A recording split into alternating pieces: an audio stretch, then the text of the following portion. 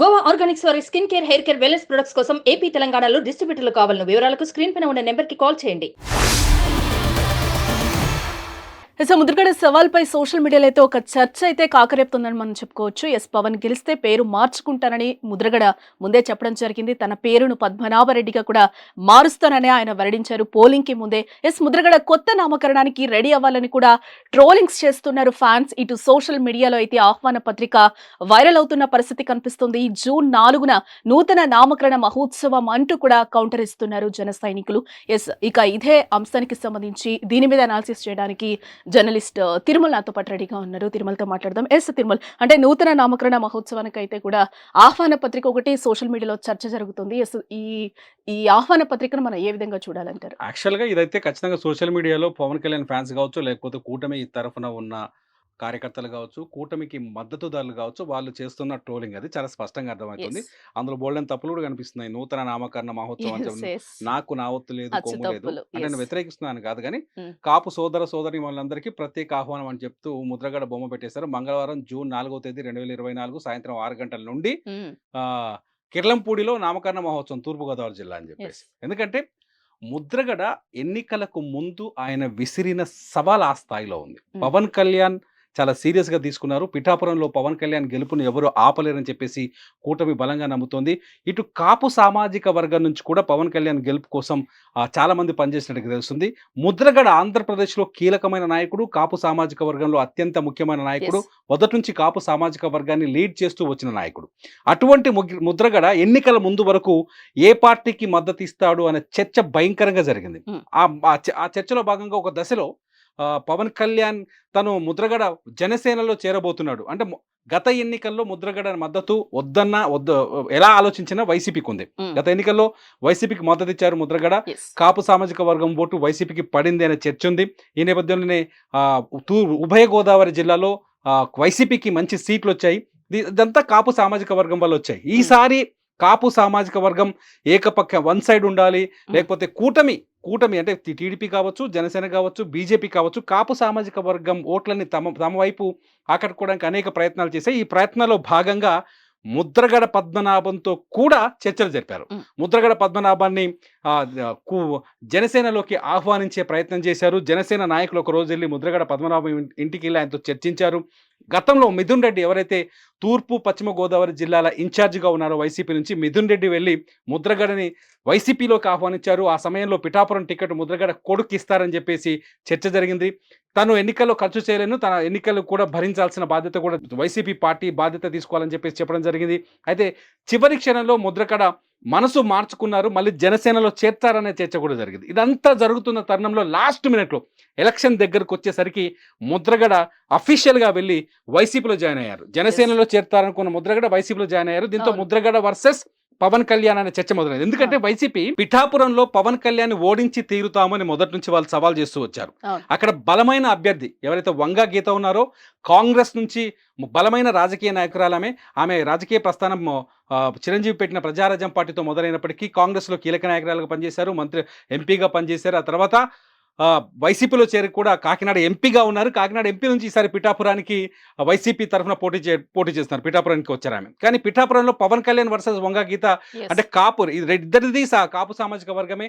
ఇద్దరు పోటాపోటీగా కాపు సామాజిక వర్గంలో ఓట్లని తమ వైపు తిప్పుకోవడానికి ప్రయత్నించారు. ఈ తరుణంలో ముద్రగడ చేసిన సవాళ్లు పవన్ కళ్యాణ్ వెనకాల ఉన్న కాపు సామాజిక వర్గానికి కావచ్చు, లేకపోతే పవన్ కళ్యాణ్ ఫ్యాన్స్ కావచ్చు, తీవ్రంగా హర్ట్ చేశాయని మాత్రం మనం ఖచ్చితంగా చెప్పాలి. ఎందుకంటే పిఠాపురంలో ఓడించి తన్ని తరిమేస్తాం, ఒకవేళ పవన్ కళ్యాణ్ని పిఠాపురంలో గెలిస్తే నా పేరు మార్చుకుంటాను, నా పేరు పద్మనాభరెడ్డిగా మార్చుకుంటాను అని సవాల్ చేశారు.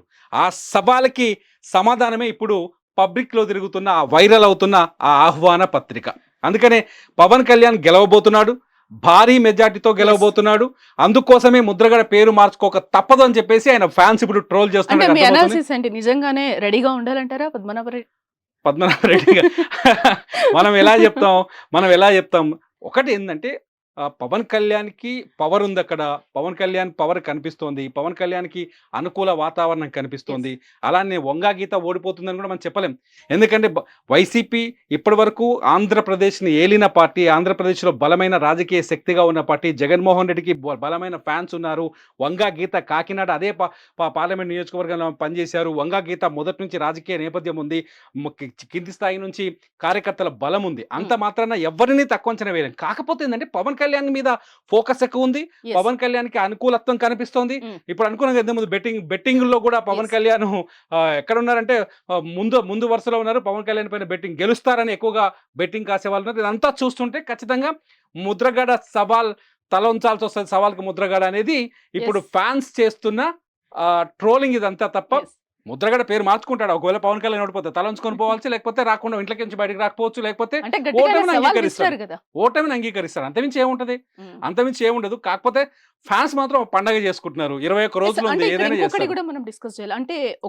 అంటే ఫ్యాన్స్ అనే విషయమే కాదు, డాటర్ కూడా అంటే ముద్రగడ డాటర్ కూడా ముందు క్రాంతి. కొన్ని కామెంట్స్ చేశారు. క్రాంతి కూడా ఏంటంటే వైసీపీ ఓన్లీ మా డాడీని వాడుకుంటుంది, వాడుకొని వదిలేస్తే తప్పితే పవన్ కళ్యాణ్ ఖచ్చితంగా గెలుస్తారు అని కొన్ని కీలక కామెంట్స్ చేసింది. అంటే అవును. ముద్రగడ మొదటి నుంచి ఆయన కాపు సామాజిక వర్గం కోసం కొన్ని దీక్షలు చేశారు. మనం గతంలో చూసాం. ఎస్. కాపులకి రిజర్వేషన్ ప్రకటించాలంటూ, అవును. కాపుల్ని బీసీలో చేర్చాలంటూ ఆయన ఇంట్లో ఆమరణ నిరాహార దీక్ష చేశారు. ఆ దీక్ష సమయంలో ఆయనకు పూర్తి కుటుంబం సహకారం కూడా ఉంది. ఆయన ఓ ప్లేట్ పట్టుకొని టన్ టన్ టన్ టన్ టన్ టన్ టన్ అని కొట్టేవాడు.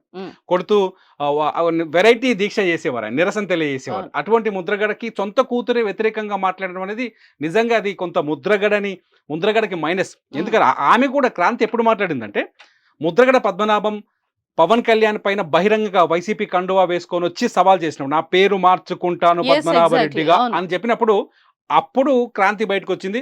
మా నాన్న మాటలు నమ్మకండి, వైసీపీ మా నాన్నని తప్పుదోవ పట్టిస్తుంది, మా Yes. నాన్నని వాడుకుంటుంది వైసీపీ అనేది. కానీ మా నాన్న ద్రోహి, మా నాన్న కాపు ద్రోహి అని ఏం మాట్లాడలేదు ఆమె.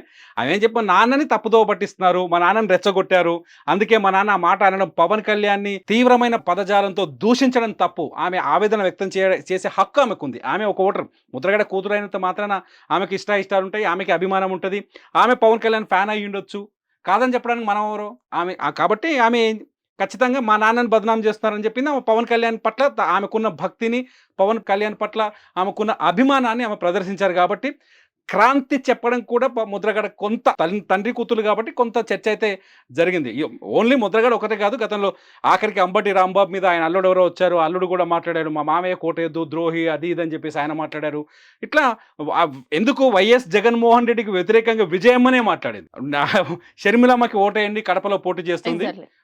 అలా అని జగన్ ఓడించండి నేను చెప్పలేదు. ఆమె షర్మిలమ్మ కోట ఏంటని మాట్లాడేది. నిజంగానే వైఎస్ కుటుంబంలో చాలా స్పష్టంగా కనిపిస్తున్న వివాదాలు. జగన్మోహన్ రెడ్డి వర్సెస్ షర్మిల రాజకీయం నడుస్తుంది ఆంధ్రప్రదేశ్లో. విజయం ఎటువైపు అని పొలిటికల్గా తీవ్రమైన చర్చ జరిగింది. ఈ నేపథ్యంలో విజయమ్మనే చెప్పింది స్పష్టంగా, ఏ కొడుకు కోసం విజయమ్మ ప్రజలోకి వెళ్ళిందో, ఏ కొడుకు కోసం పోటీ కట్టిందో, ఏ కొడుకు కోసం కాంగ్రెస్ని వ్యతిరేకించిందో, కాంగ్రెస్ పైన తిరగబడిందో, ఆ విజయమ్మని ఇవాళ షర్మిల వైపు, కాంగ్రెస్ వైపు మాట్లాడుతుంది. సో రాజకీయాల్లో ఏది శాశ్వతం కాదు, శత్రుత్వం శాశ్వతం కాదు, మిత్రుత్వం శాశ్వతం కాదు. ఇదే ముద్రగడ రేపు పవన్ కళ్యాణ్తో కూడా కలిసి పనిచేస్తాడేమో చెప్పలేం. ఇదే ముద్రగడ గతంలో చంద్రబాబు నాయుడు గవర్నమెంట్ లో పనిచేశాడు, మంత్రిగా పనిచేశాడు, ఇవన్నీ జరిగినాయి. సో ఏది శాశ్వతం కాదు. కానీ ముద్రగడ మాత్రం ఈ ట్రోలింగ్ ని ఎదుర్కోక తప్పదు. ఒకవేళ పవన్ కళ్యాణ్ గెలిస్తే మాత్రం ఇంకా భయంకరంగా ట్రోలింగ్ చేస్తారని మాత్రం సోషల్ మీడియాలో అర్థమవుతుంది. అంటే బెట్టింగ్స్ కూడా ఎక్కువ పవన్ కళ్యాణ్ మీద నడుస్తుంది కాబట్టి పిఠాపురంలో ఈసారి ప్రజా అభిమానం అంతా కూడా ఏదైతే ఫ్యాన్ అభిమానం అంతా ఈసారి ఓటుగా మలుచిందేమో అనుకోవచ్చు అంటారా? ఎలక్షన్ వేరండి, అభిమానం వేరు.